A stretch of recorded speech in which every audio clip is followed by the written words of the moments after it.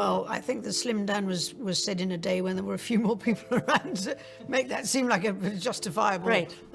comment.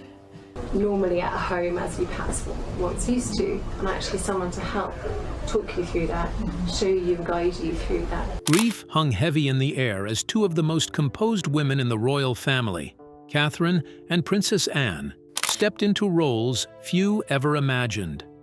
But it was what came next that shocked the entire world. In a deeply personal and historically symbolic moment, King William chose his very first public act, and it left the nation breathless. Why did he choose this particular gesture? And what does it reveal about the man he's becoming as monarch? Will Catherine and Anne's strength be enough to steady the royal family through a time of such visible pain? Join us as we uncover the meaning behind William's powerful debut as king that stunned everyone. The farewell at Windsor. As the final notes of the national anthem drifted over the castle's ancient stones, a stillness settled across the crowd. King Charles III's funeral had come to an end, and with it, so had an era. Above the castle, the Union Jack waved gently at half-mast, serving as a solemn reminder that Britain had lost more than a monarch. But something else stirred beneath the surface.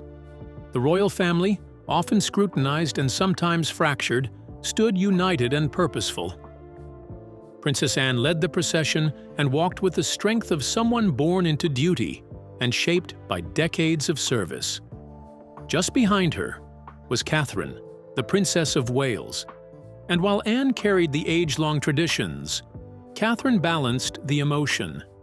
Her gaze rarely shifted, but when it did, it landed gently, anchoring the space around her.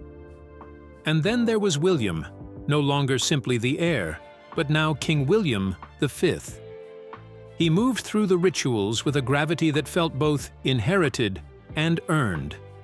And as he welcomed world leaders, there was no stiffness, only solemn confidence. Still, something made this funeral feel different. Maybe it was the precision of every single step they took and every glance they shared. But it was clear that this was not a family unraveling under the weight of loss, but a family stepping forward together. And insiders quietly confirmed that this display of unity was no accident. At Westminster Abbey during his mother's service, a funeral guest observed King Charles close to tears as bagpipes played and melodies like Psalm 42 echoed. The new king was no stranger to public duty. Yet in those musical pauses, his raw grief flickered through. He understood the language of grief, and from the coordinates in his funeral, he had prepared his family to convey it with grace. The harmony seen at Windsor sprang from years of preparation. Charles, often misunderstood, had spent his reign building invisible ties through shared causes, long conversations, and private reminders of duty. He strengthened his children not with orders, but with gentle lessons, urging them to show up when it mattered, together. There was a fleeting moment when Anne lingered at his coffin longer than protocol required. Another time, Catherine's fingers tightened around a handkerchief as the choir sang. And when William looked briefly towards the sky during the final blessing, the moment spoke louder than any speech ever could. These gestures didn't have to be big. They were signs of solemn and real sorrow felt. Across the nation, towns paused. People watched silently or wept in churches, parks, and living rooms. Everyone shared a collective awareness that something really important had closed, and something new was now beginning whether they were ready or not.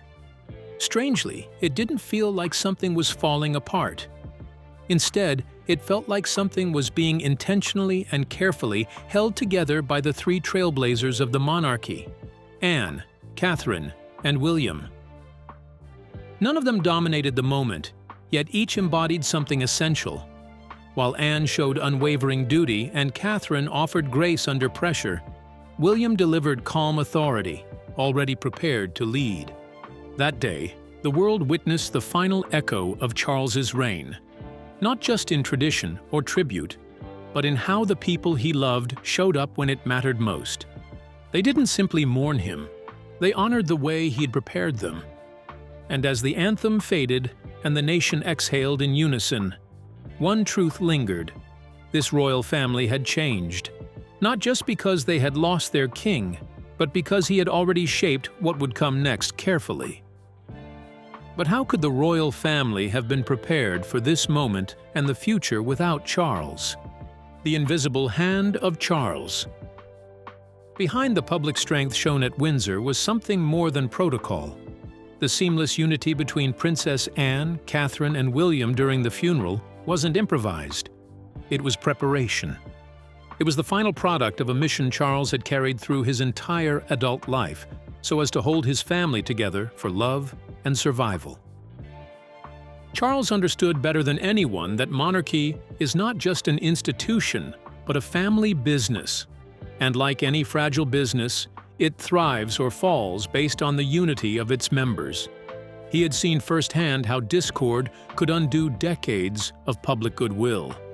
He had watched his parents struggle to balance tradition with connection, particularly when emotional distance was seen as royal decorum.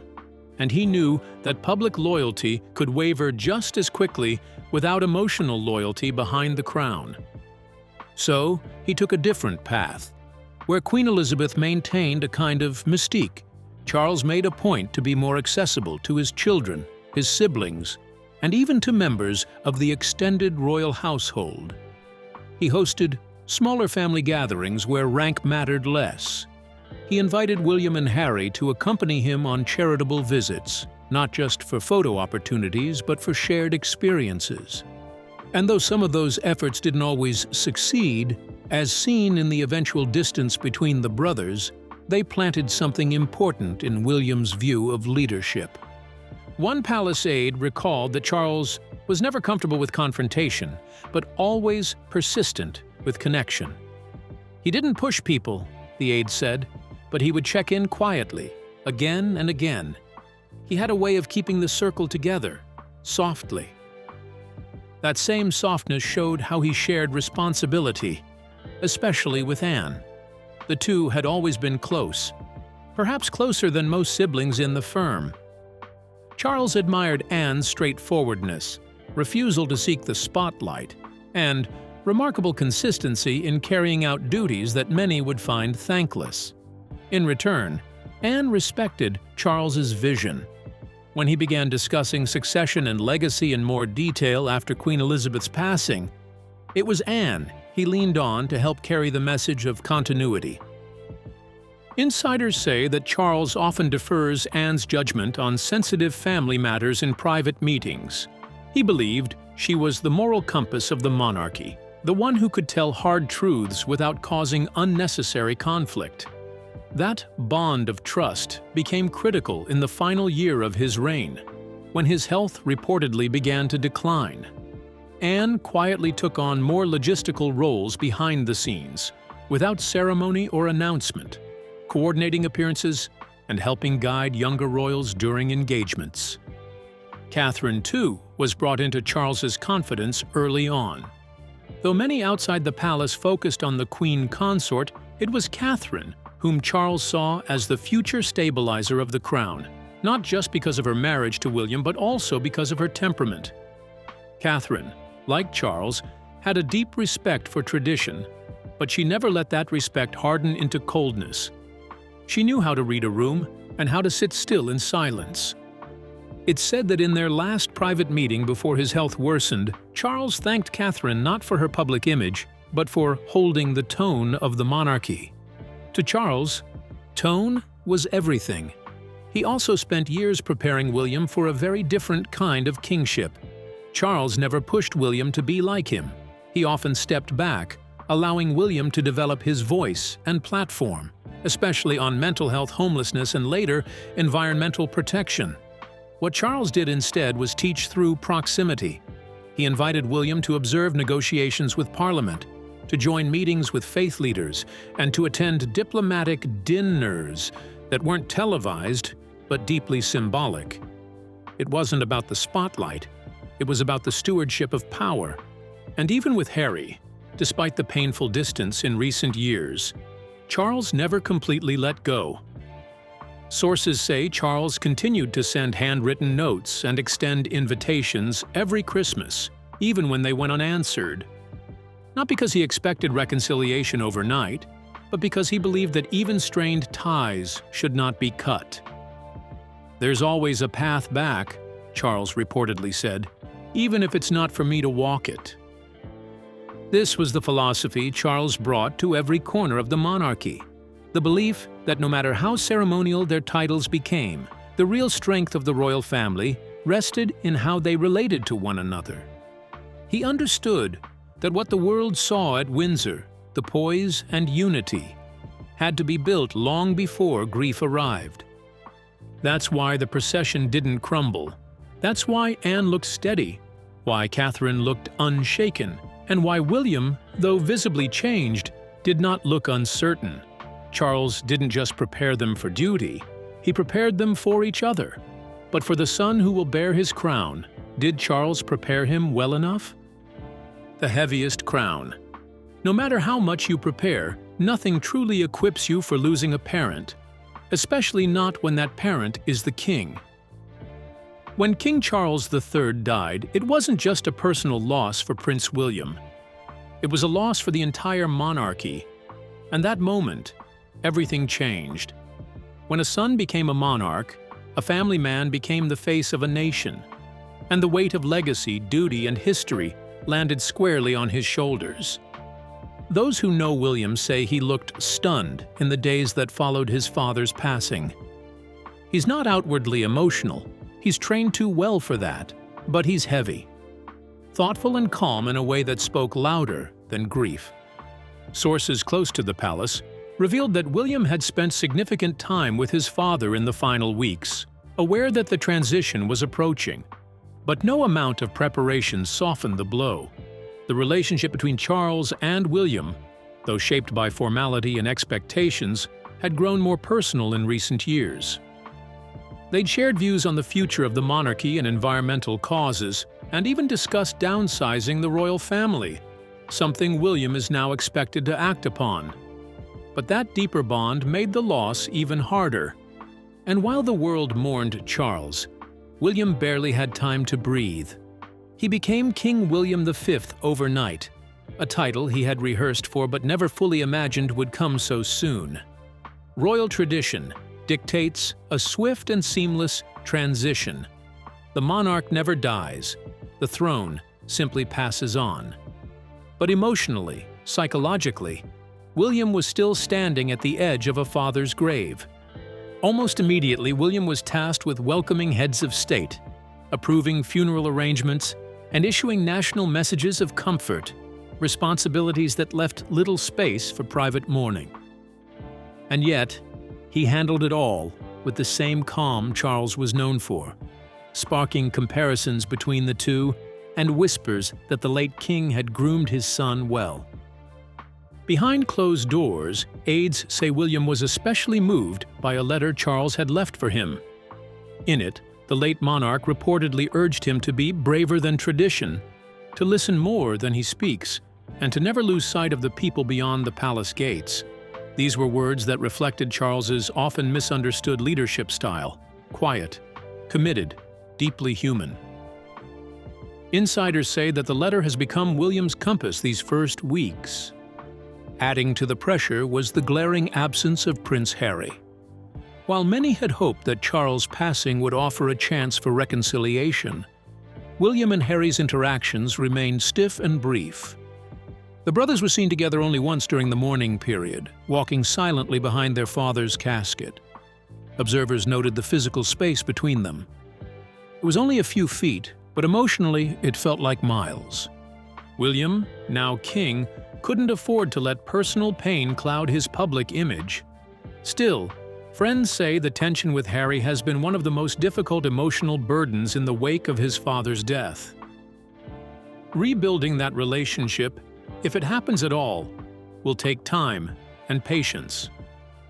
But right now, William's focus is elsewhere, and his next decision caught everyone off guard. But what could be the reason behind King William's first acts? The new king's mandate. Within days of his father's passing, William made his first public move. It wasn't a speech or a wave from a palace balcony. Instead, he gathered leaders, scientists, and climate experts, and chaired a high-level council on climate change.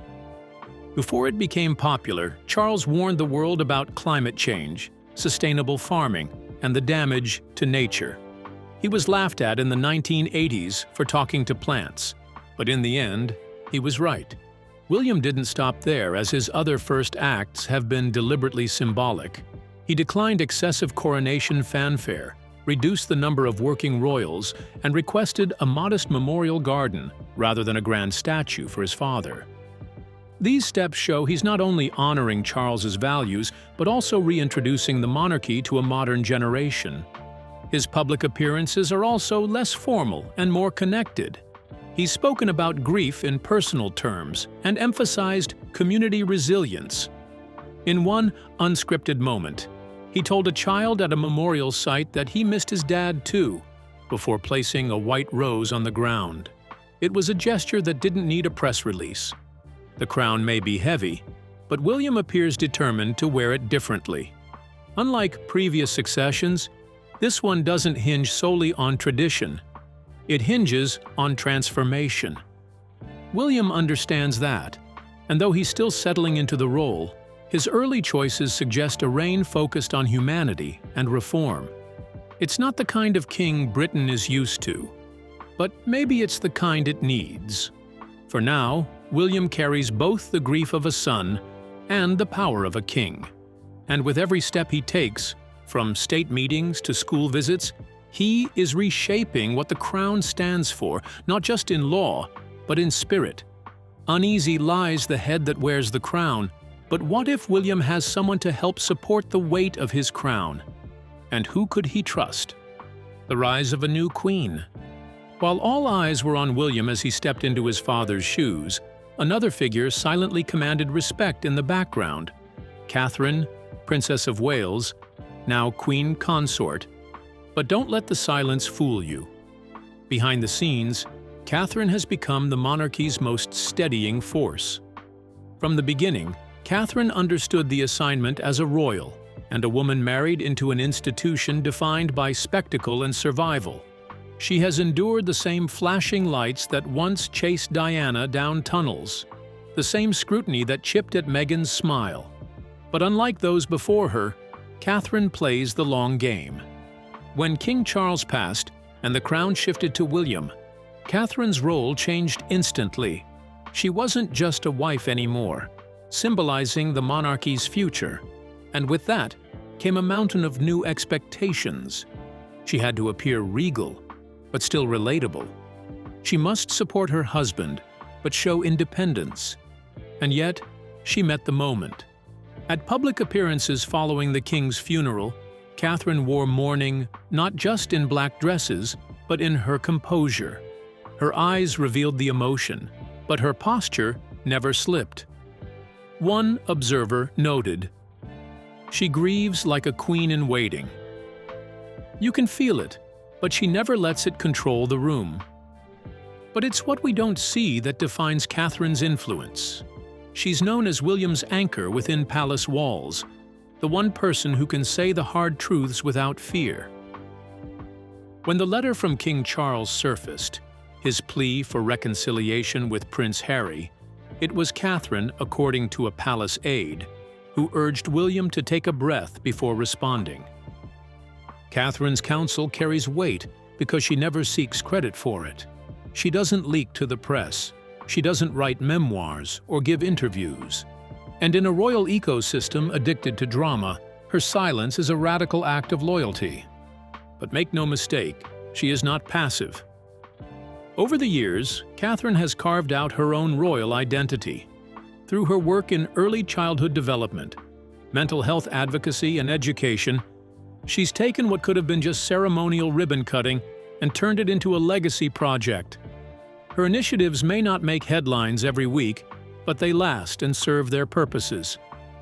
When Queen Elizabeth II passed, There were whispers in royal circles that Catherine might finally take on a bigger role, not just beside William, but within the monarchy's core, and she has quietly done so. Catherine now oversees many of the royal household's modernization efforts, working with staff to reduce excess, streamline public engagements, and build trust in younger generations. She's not just following in Queen Elizabeth's footsteps, she's reshaping them. Even in public perception, Catherine has become the bridge. To traditionalists, she represents elegance, control, and duty. To younger citizens, she appears current and warm. And to the press, she's the last royal they know better than to gamble against. They've tried rumors, comparisons, and criticism, but none stick. Because Catherine never plays the game. She is regal, but close to the people. She can be soft, and yet remain composed. Her expression is always measured, and you will most likely never see her bored or overwhelmed. There's intention in every speech, and cause she backs. And perhaps that's why she's become so critical to William's reign. Because if he is the face of the crown, she is the spine. Those closest to them say Catherine has already started stepping up behind closed doors, hosting state visitors, managing staff transitions, and supporting William as he juggles the late king's final wish to restore family unity with his new political reality. Catherine listens and guides, and she does it all without asking for recognition, as in her usual fashion. So while the world may talk about kings, crowns, and brothers at odds, Catherine is playing a different game of patience, precision, and presence. The monarchy may stand on William's shoulders, but increasingly walks with Catherine's stride. But where does William stand in the hearts of the people he is to rule over? The people's prince? There's no doubt that William is popular. Polls have shown for years that the public sees him as trustworthy, stable, and down to earth. He smiles more than he scolds. He doesn't stir up a scandal, but rather, he picks causes that people care about. But popularity doesn't always equal power or comfort. Right now, many people are looking to William for something more profound. They want his firm leadership, but they also wish for kindness. They remember Diana. They remember her being called the people's princess. And they quietly wonder, can William be the people's prince? Some think he already is. After all, he's shown a deep love for his family. He stepped into speeches, warmly met crowds, and continued the work his father had started, especially in protecting the planet. King Charles's passion for the environment is one of the clearest things William inherited. Now, William is carrying that message forward. His Earthshot Prize is a clear sign of this. It's more than a prize, it's a mission. William wants to find bold, creative solutions to the planet's significant problems, such as clean energy, plastic pollution, and climate change. These are no longer side projects for a prince. They are now core goals for a future king. People notice that. They care about it, and it gives many young people a reason to believe that this royal family is not just stuck in tradition, but stepping into the future. Still, none of this will be easy. William is not just a husband or a father anymore. He's the face of a royal family going through a lot of changes. The public knows about the drama with his brother. They see the weight on his wife's face, and they understand that life is not always peaceful behind palace doors. But they also know that William has weathered hard times in the past. He has avoided the worst of the tabloid wars, focusing on work. And now, the same strength that helped him survive heartbreak must help him lead a nation. There are criticisms, and they always will be, but there's also a hope building in the hearts of many that maybe, just maybe, William can bring something better to the royal family. Not perfect, but honest, caring, modern, and closer to the public. William has not had time to rest. The days after Charles's death were full of duties, meetings, and appearances, but the future will demand even more from him. The people want more than ceremonies and smiles. They want meaning. They want proof that the monarchy can still matter. And while William may not have asked for this moment so soon, it has come. And now, it's his. The crown may still sit on someone else's head, but the future of that crown now rests with him. The boy who once walked behind his mother's coffin is now leading the royal family into a future that looks very different from the past. And millions of eyes, full of questions, memory, and hope, are watching. What do you think about William's first act as a king? Do you think he should have done something else? Share your thoughts with us in the comments section. Remember to like, share, and subscribe for more. Also, click the next video showing on your screen. You will enjoy it.